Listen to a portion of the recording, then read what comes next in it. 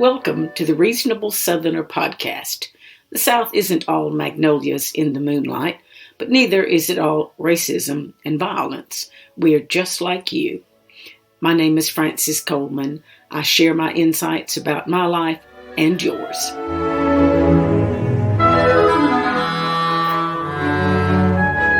Facing a racist past is hard, as it should be. All of us in the South, black or white, grapple with that problem. Some of us pretend it's just not an issue. Others dismiss those who need to have a conversation about it as living in the past, destroying history, or wanting something for nothing. We've got to look up and face it, all of us, black or white, without prejudice. There is a perfect place to do this in Montgomery, Alabama. The city, once touted as the cradle of the Confederacy, has something for you to see that is more important, if less pleasant, than any antebellum home could ever be. It will hurt, but you should visit the new lynching memorial anyway. There are times that you know you should do something, even though part of you doesn't want to do it, and that's how you know it's the right thing to do. So if you put off making the trek to Montgomery, Alabama, to see the new National Memorial for Peace and Justice and the nearby Legacy Museum, I understand. It was, for me and my husband, a jumble of sobering, somber, and uplifting emotions rolled into one afternoon. I believe it will be the same for you if you will make the effort to go, because it is simply not possible to visit either site without coming face to face with the history of American slavery, including the brutality of children torn from their mothers' arms as families were broken apart and each member sold and hauled away like livestock. At the Legacy Museum, you will see, in artful and compelling exhibits, videos, and sculptures, where slaves came from in Africa and where they were deposited in North America.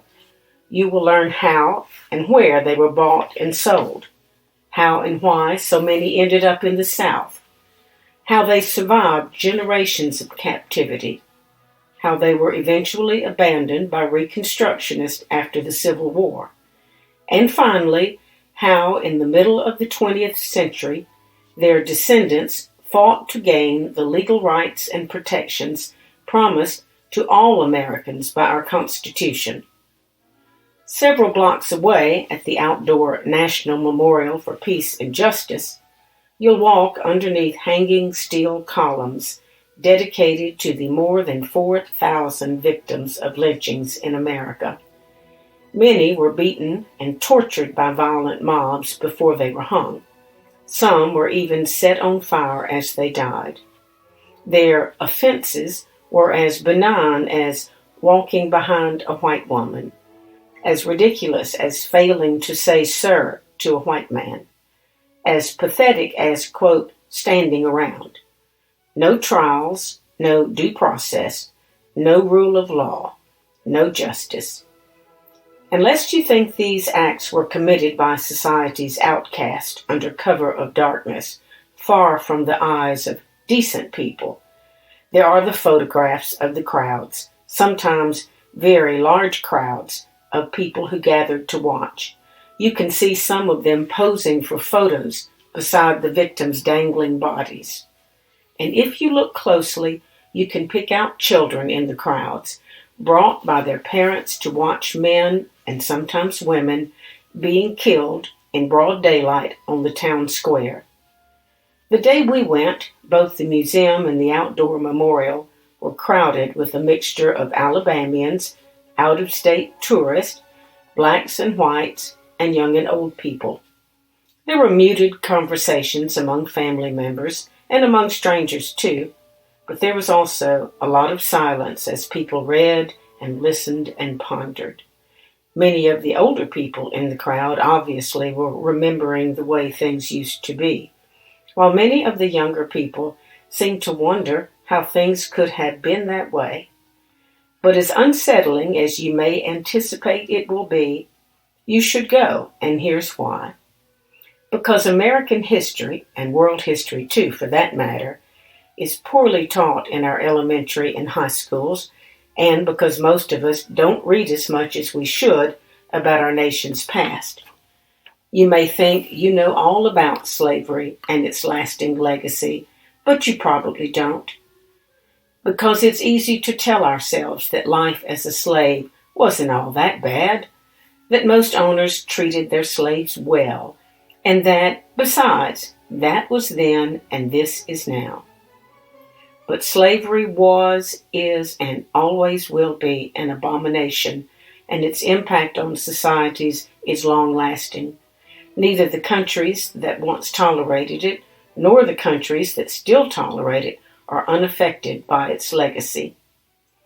Because we can and should learn from our past. Most people have heard the maxim, those who cannot remember the past are condemned to repeat it. But only those who really studied the past can grasp the enormity of the philosopher's observation. The truth is, mankind is capable of incomprehensible evil, as evidenced by the Nazi Holocaust, the atrocities of war, the genocides in places like Cambodia and Rwanda, the Trail of Tears in the United States, and the slaughter of innocents throughout history all over the world. Mankind is capable of great good, too, but we need places like the Museum and Memorial in Montgomery to help us understand the difference and to keep evil at bay. Go. You will be glad you did.